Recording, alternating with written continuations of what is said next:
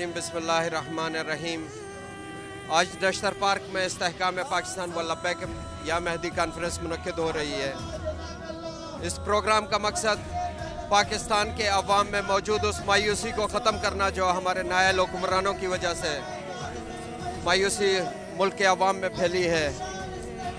ये मुल्क जहाँ गली गली कूचे कूचे में जिस्म बमों के धमाकों से छलनी है, लोग पानी की बूंद बूंद को तरस रहे हैं, जहाँ पे गरीब को जीने का हक नहीं दिया जा रहा और जहाँ रहबर रहसन बन चुके हैं। इस मुल्क की आवाम को ज़रूरत है वो क़ुव्वत देने की जिससे वो अपने हुकूक को पहचान सके और अपने हक के लिए क़याम कर सके।